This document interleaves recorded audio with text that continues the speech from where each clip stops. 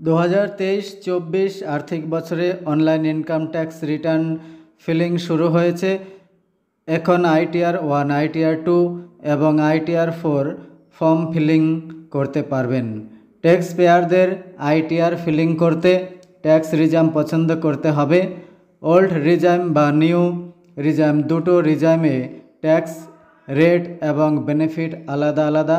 এখানে কে কোন রিজাইম পছন্দ করবেন তা বিস্তারিত আলোচনা করা হলো।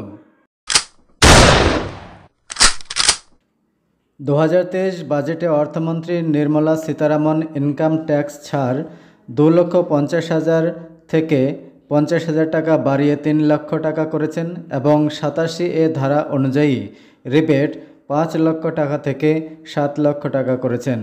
নিউ রিজাইম অনুযায়ী 7 লক্ষ টাকা ইনকাম পর্যন্ত কোনো ট্যাক্স দিতে হবে না। আপনি ওল্ড বা নিউ রিজাইম পছন্দ করতে পারেন। ডিফল্ট স্কিম নিউ রিজাইমই হবে। 87A সেকশন অনুযায়ী 25,000 টাকা ছাড় পাবেন। ওল্ড রিজাইম অনুযায়ী ছাড় পাবেন 12,500 টাকা। যাদের কোনো সেভিংস ইনভেস্টমেন্ট ডিডাকশন নেই নিউ রিজাইমে এবং যাদের সেভিংস ইনভেস্টমেন্ট ডিডাকশন আছে তারা ওল্ড রিজাইমে ট্যাক্স ফাইল করবেন। নিউ ট্যাক্স রিজাইমে ট্যাক্স রেট কম আছে কিন্তু অনেক এক্সাম্পশন ডিডাকশন বাদ দিয়েছেন। কিন্তু ওল্ড রিজাইমে ট্যাক্স রেট কিন্তু অনেক এক্সাম্পশন এবং ডিডাকশন আছে।